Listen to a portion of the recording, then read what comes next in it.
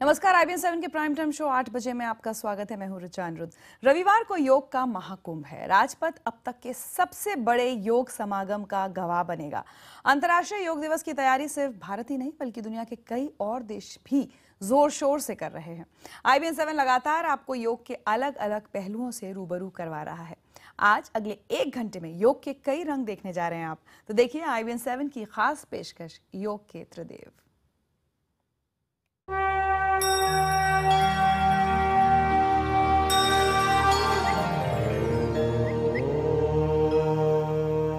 पूरी दुनिया में घर घर योगा पहुंचाने वाले स्वामी रामदेव आज हमारे साथ मौजूद हैं और बगैर किसी लाग लपेट के बिल्कुल सच बताते हुए कि आज स्वामी रामदेव एक कैप्सूल फॉर्म में योग बताने वाले हैं। वो योग किसके लिए, कौन सा योग करना चाहिए।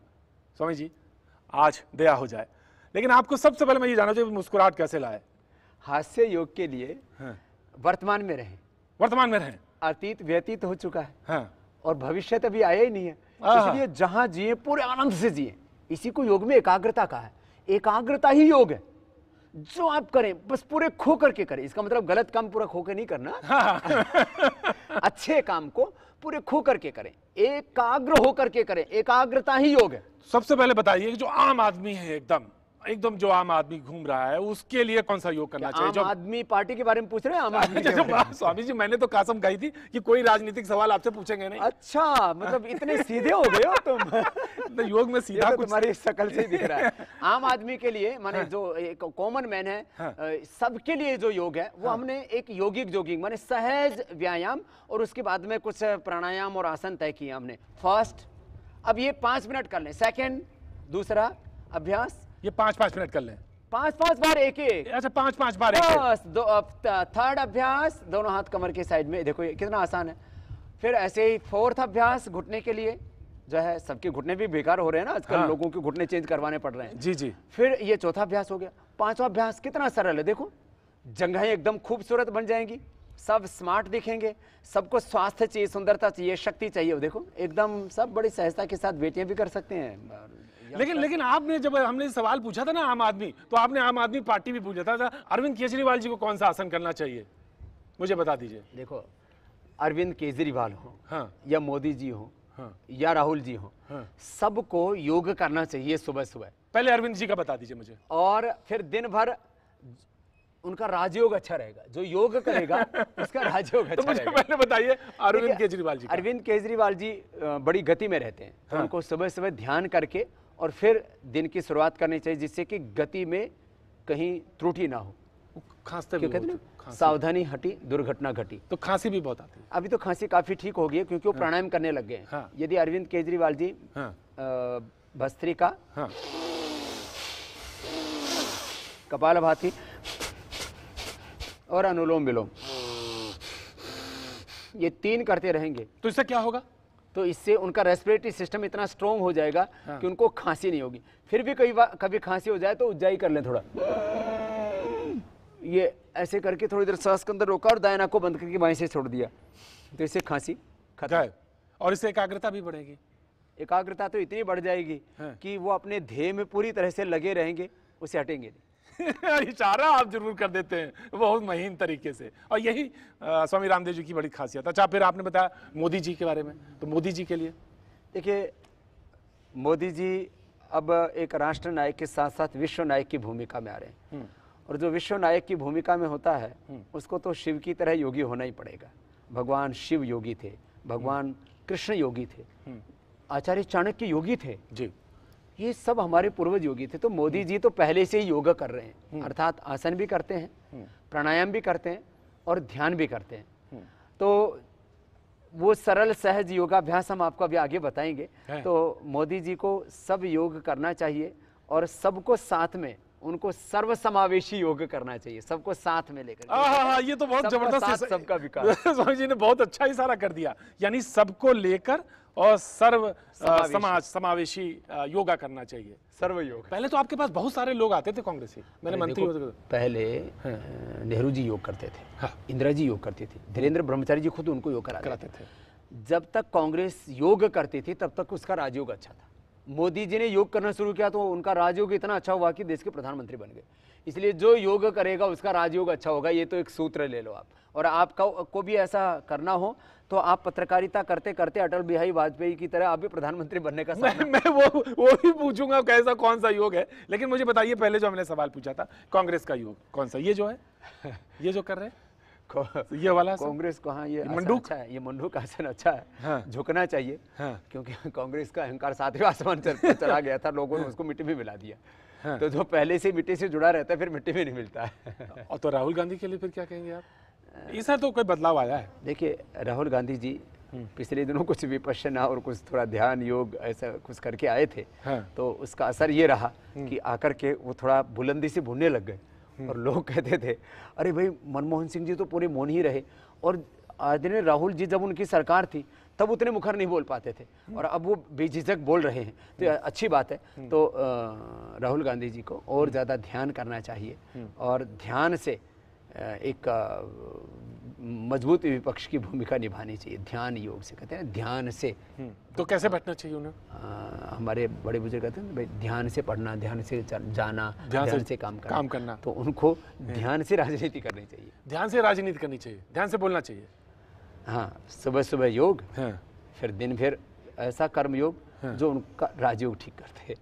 और राजयोग जब ठीक होगा तो? राजयोग ठीक होगा तो एक तो इस खानदान की इज्जत बच जाएगी, क्योंकि एक बड़ा खानदान बन गया था हिंदुस्तान में, लेकिन फिर बीच में लोग इनको ऊपर किस तरह से कमेंट्स करते थे आपको पता है, सोशल मीडिया पर, मीडिया में भी लोग बोलते थे। तो अभी मुझे लगता है कि जब से थोड़ा योग करने लगे उनकी परफॉर्मेंस अच्छी हुई। लेकिन एक पार्टी आजकल फिर से, उसका नाम है जनता परिवार, लालू जी फिर नीतीश जी सब एक साथ हो रहे हैं, तो उसके लिए कौन सा योग, उनके लिए कौन सा योग? उनके लिए जो है वही बात आती है, देखो संगठन में बड़ी शक्ति होती है। हाँ। तो उनको जो है सबको मिल कर के यदि वो चुनाव लड़ें तो सच में इस देश के जो पिछड़े हैं, इस देश के जो मिडिल क्लास लोग हैं, उसमें वो अपनी ताकत बना सकते हैं। तो कहते हैं क्या उसमें कोई एडेसिव है, कोई ऐसा चुंबकीय वाला आसन है जो सबको जोड़ सकता है? कोई ऐसा आसन बना है? नहीं, सबको तो योग का तो मतलब ही एकत्व होता है। सोच सबकी ऐसी हो जाए तो ऐसा कोई आसन है? एक सोच, संगच्छध्वम सम्मदध्वम। तो योग का मैंने कहा ना, जो बेसिक प्रिंसिपल है वो एकत्व से शुरू होता है कि सबके भीतर एक सच्चिदानंद परमात्मा, सबके भीतर एक आत्मा, और सब एक ध्येय, एक अनिष्ठ होकर के एकत्व के साथ आगे बढ़ेंगे तो बहुत बड़ी ताकत वो अपने खड़ी कर सकते हैं। महिलाओं के लिए बताइए, जो गृहिणियां हैं बहुत परेशान रहती हैं। गृहिणियों के लिए तो एक तो बटरफ्लाई सबके लिए बहुत अच्छा होता है ना, ये इतना सहज है, ये तो सभी कर सकते हैं। हाँ। और बटरफ्लाई के साथ साथ सभी प्रेग्नेंट लेडीज भी अनुलोम विलोम भ्रामरी उद्गीत कर सकती हैं। माने ये जो अनुलोम विलोम है ना, ये बड़ा जबरदस्त है गृहिणियों के लिए। अनुलोम विलोम। हाँ। और जो ये मैंने कहा अनुलोम विलोम भ्रामरी उद्गीत, ये तो प्रेग्नेंट लेडीज के लिए भी बहुत अच्छा है। बाकी तो कपालभाति सबके लिए बहुत जरूरी है। ये माने ये धरती की संजीवनी है, ये रामबाण है। माने एक ऐसा योग है, एक कपालभाति भी यदि कर लेना तो बेड़ा पार है। आजकल लोग बहुत तेजी में रहते हैं। हाँ, तेजी में रहते हैं बहुत ज्यादा। तो वो कहते हैं कि जी हमें बहुत योग की क्रियाएं सीखने में भी दिक्कत है और उसमें बहुत सावधानियां रखनी पड़ती हैं। ये तो सब कर सकते हैं ना, इतना भी कर लिया तो भी पूरे शरीर का संतुलन हो जाएगा, सभी केमिकल्स हार्मोन्स का संतुलन हो जाएगा, बॉडी का माइंड का बैलेंस हो जाएगा, और संतुलन ही स्वास्थ्य, संतुलन ही जीवन। दिल्ली में आजकल बहुत लोगों को गुस्सा आता है, गुस्सा सड़कों पे दिखाई देता है, एक दूसरे को लोग मारने लगते हैं, तो रेज जिसे कहते हैं, दिल्ली रेज, तो उसके निपटने के लिए देखिए गुस्सा आने का एक बड़ा कारण होता है स्ट्रेस, जल्दबाजी और दूसरों का अवमूल्यन करना। माने हम अपनी जैसी आत्मा सबके भीतर देखें, एकत्व की अनुभूति ना करना, तो ये गुस्सा आता है। तो ये अनुलोम विलोम जो प्राणायाम और भ्रामरी जो प्राणायाम है, ये दो प्राणायाम है ना, ये गुस्सा दूर कर देते हैं आदमी। स्वामी जी, वो नेताओं का तो आपने बता दिया, अभिनेताओं को कौन सा करना चाहिए, वो तो बहुत महत्व। देखिए अभिनेता हो या अभिनेत्री हो, 3 आसन तो खड़े होकर के सबको करने चाहिए। इसको एक को कहते हैं तिर्यक जो है ताड़ासन भी बोलते हैं, और इसमें फिर ये तिर्यक ताड़ासन के बाद एक त्रिकोणासन, त्रिकोणासन ऐसे दोनों तरफ से, फिर कोणासन क्रॉस करके, फिर आगे पीछे झुकने वाला पाद हस्तासन। ये बच्चे हमारे सब कर रहे हैं। ये तीनों आसन तो सबको करने चाहिए, खड़े होकर के कोई भी कर सकता है इनको, इससे एकदम स्लिम ट्रिम रहेंगे। वो दिखते हो जैसे जैसे शिल्पा जी ने भी कुछ, उनका भी तो योग बता रही है, वो भी तो योग में उनका भी तो। देखो योग ना बाबा रामदेव का है, ना शिल्पा शेट्टी का है, ना वो किसी श्री श्री जी का है, ना वो किसी महेश योगी जी का है, ना किसी व्यक्ति का है, ना वो मोदी जी का है। योग तो ऋषियों का है। इसलिए मोदी जी का भी नहीं है। योग किसी की बपोती विरासत नहीं है, जागीर नहीं है। योग तो ऋषियों की विरासत है और उसके ऊपर सबको समान रूप से गौरव करना चाहिए। आपने सब तमाम लोगों के आसन बता दिए, अब कोई छूट गया कोई जिसका आसन ना हो? तमाम आसन हो गए। जो आसन करेगा वो सिंहासन पर भी पहुंचेगा, और जो आसन करेगा वो सब सिंहासन पर ना भी पहुंच पाए तो भीतर के स्वराज्य में, भीतर के साम्राज्य में, आत्मसत्ता के सिंहासन पर सब पहुंचेंगे जहां सबको परम सुख है।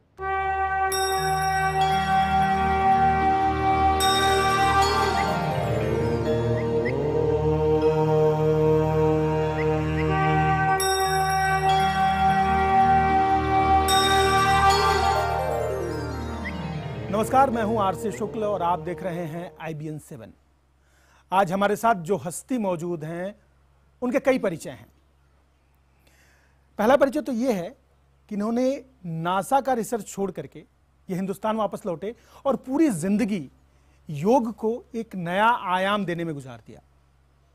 दूसरा परिचय है, बहुत इंटरेस्टिंग है, कि ये प्रधानमंत्री नरेंद्र मोदी को इन्होंने योग सिखाया है। नागेंद्र जी, स्वागत है आपका। मोदी जी से जब आपकी बात होती है योग को लेकर के, तो उनके विचार क्या होते हैं? उन्होंने इसको पूरा से पूरा अच्छे ढंग से समझ लिया है जी। योग सिर्फ एक आसन करने का नहीं, प्राणायाम करने का नहीं, एक डेमोन्स्ट्रेशन करने का नहीं है, एक जीवन जीने का कला है। जी जी। उसमें क्या होना चाहिए, जो भी काम करते हैं उसको योग में परिवर्तन करने का रहस्य उसने पकड़ लिया। ये मुझे बहुत अच्छा लगता है जी। तो क्या होता है, अंदर शांति में, गहराई शांति में, आनंद में रहते हुए काम करना है। योगस्थः कुरु कर्माणि, जैसा भगवत गीता में बताया गया। जी जी। उसको उसने पकड़ के अपने जीवन में लगाया। जी जी जी। जब वो यहाँ आते थे, जब आपसे बात होती थी, तो आपने उनको क्या क्या सिखाया? योग में क्या क्या कौन का आसन सिखाया? देख रहे थे इधर कैसा अनुसंधान चल रहा है, किससे क्या फायदा होता है और किस ढंग से आधुनिक विज्ञान को हमारे प्राचीन योग संस्कृति के साथ जोड़ना है। जैसे स्वामी विवेकानंद जी ने बताया, उसका जो दिशा इन्होंने दिया है, उसके अनुसार कैसा हम साकार करें इसको देखते थे। जी जी। और इधर जो प्रोग्राम्स होते थे उसमें जोड़ते थे। जी। जैसा उसको आवर्तन ध्यान बहुत अच्छा लगा, उसको कुछ आसन और प्राणायाम ये भी सीखा इधर जी। परंतु उसको कैसा जीवन में लगाना, ये उसका विशेष था। आवर्तन ध्यान जो सबसे पसंदीदा ध्यान है, इसके बारे में कुछ बताएं। इसमें शवासन पर शुरू करते हैं, धीरे धीरे ऊपर उठ के स्टैंडिंग पोस्चर 2 है, उसके बाद फिर शवासन, उसके बाद बैठने का 2-3 आसन। बहुत सरल है, सब लोग कर सकते हैं जी। परंतु इससे इतना गहराई शांति होती है और विश्रांति मिलेगी। तो 6 घंटे के लिए एक आदमी नींद करते हैं, उसका 9% कम होता है, परंतु 35 मिनट में इसका 32% कम हो जाता है। अभी शायद वो रोज प्रैक्टिस भी करते हैं, शाम को या सुबह कभी भी उसको समय मिलेगा तब वो करते हैं। मोदी जी रोज आवर्तन ध्यान करते हैं लगता है। अच्छा, इसी वजह से शायद वो बहुत कम सोते हैं। लोग कहते हैं 3 घंटे 3.5 घंटे सोते हैं। बिल्कुल जी जी। और ये आवर्तन ध्यान कब से कर रहे हैं वो तो पहले जब हुआ था ना 1986 में उसको हम स्टैंडर्डाइज किया जी जी, तब से उन्होंने सीख लिया है। और गुजरात में जब थे उस समय भी हम वो साथ में करते थे, तो उसके धीरे धीरे वो बना है। योग ये जो मटेरियलिस्टिक चीजें जो होती हैं, जो व्यवहारिक जीवन में जो काम आने वाली चीजें होती हैं, इसको भी बेहतर बना देता है। उसको भी बहुत अच्छा बना देता है क्योंकि एफिशिएंसी बढ़ जाता है। जब मन शांत होता है आपका काम करने का जो एफिशिएंसी है वो बढ़ जाता है। जी जी। तो आपको 2 घंटा लगा काम करने के लिए वो 1 घंटे में कर देते हैं। जी जी। तो ये होता है जब मन शांत होता है। यदि मन बिगड़ जाता है, अशांत है, तो वो एफिशिएंसी नहीं है आता है। बहुत कॉमन सी बात दिमाग में आती है कि आप नासा में गए, आप वहाँ पर अंतरिक्ष अनुसंधान में जुट गए। अंतरिक्ष अनुसंधान से मानव मस्तिष्क अनुसंधान करने का ख्याल कैसे आया आपको? कैसे लगा कि वो नासा छोड़ के, अमेरिका छोड़ के वहाँ से आना चाहिए यहाँ पे और इस जैसी जगह को इस तरह से बनाना चाहिए? सही दिशा है विज्ञान का, सच के खोज। सच के खोज में आज विज्ञान संपूर्ण भौतिक जगत का ज्ञान भंडार पा चुका है जी। परंतु विज्ञान ऐसा मोड में है इसके आगे जाने का। जी। ये आगे जा चुके थे हमारे महर्षि लोग, योग लोग, इसलिए इसको हम पढ़ लिया, इसको समझ लिया, इसलिए विज्ञान को एक दिशा देने का एक बन जाता है। इसलिए मैं इसके ओर जा रहे हैं। अच्छा, इसमें कितनी सच्चाई है? हमारे बहुत सारे योगी ये कहते हैं कि जहाँ विज्ञान खत्म होता है वहां से अध्यात्म शुरू होता है। ऐसा है? मैं इसको न मानता नहीं। दोनों साथ साथ सब चलते है, हैं? हाँ, साथ साथ में चलता है जी। तो अध्यात्म के अनुसार हमारा मूल है तो आनंदमय कोश, उसके बाद विज्ञानमय कोश, मनोमय कोश, प्राणमय कोश और अन्नमय कोश। अन्नमय कोश भी उसका ही संपूर्ण जगत का ही 5 अंश है। तो भौतिक विश्व का विज्ञान में हुआ है। आगे विज्ञान बढ़ रहा है क्योंकि अभी 400 पहले का है विज्ञान। हमारे देश में तो हजारों साल का पुरातन है ना। हम भी इसको अनुसंधान में धीरे धीरे ऐसा आए हैं। पहले भी हम भौतिक विश्व का किया, उसके बाद आगे जाकर प्राण क्या है समझ लिया, उसके बाद मन क्या है, बुद्धि क्या है, चित्त क्या है और चैतन्य क्या है, सब उसको अनुसंधान किया और पूरा ज्ञान भंडार हमारे साथ है। परंतु आधुनिक विज्ञान अभी 400 में इतना आया है। इसके आगे जाकर उसने ज़्यादा विज्ञान में उसको पहचान लेंगे। इसके लिए विज्ञान को दिशा देने का हमारा विशेष ज्ञान भंडार हमारे साथ है उपनिषद में, इसलिए मैं इसमें आ गया। मैं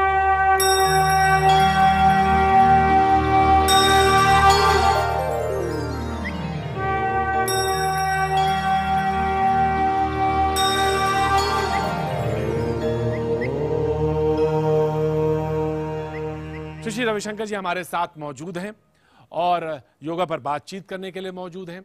और सबसे बड़ी बात यह है कि जो मुस्कुराहट है उसके साथ मौजूद हैं, जो हमेशा उनके साथ मौजूद रहती है। सर, इसका क्या राज है जो आप हमेशा एक मुस्कुराहट के साथ रहते हैं? ये कैसे पाई जा सकती है? देखिए, इस दुनिया में जो भी शिशु आते हैं, पैदा होते हैं, वो एक दिन में 400 बार मुस्कुराते हैं। ओह, 400 बार? हाँ, ये एक ऑक्सफोर्ड का एक रिसर्च ने गिना है एक्चुअली जी। और ये एडोलेसेंट होते होते हम 17 बार मुस्कुराते हैं। 400 से 17 बार 17 में आ जाते हैं जी। फिर देखिए, और चलते चलते मन में इतना जटिलता हम पैदा कर लेते हैं, मुस्कुराहट गायब हो जाती है। तो ये जो मुस्कुराहट आपके पास है, ये योगा से मिली है या ये इसको नेचुरल है?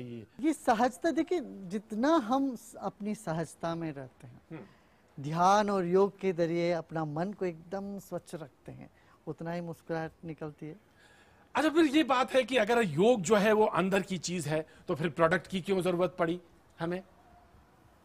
अंदर की भी तो प्रोडक्ट होती है। जैसे मिसाल के तौर पे, जैसे बूढ़े होना एक सहज क्रिया है। सहज बूढ़े हो रहे हैं, लेकिन लोगों को चिंता आजकल रिंकल्स की ज्यादा है, फेस पे रिंकल्स की ज्यादा है, तो इसलिए वो कहते हैं कि मुझे प्रोडक्ट चाहिए। ना, देखिए, रिंकल्स में भी सुंदरता है। सुंदरता जो है सिर्फ रिंकल जाने से नहीं आता।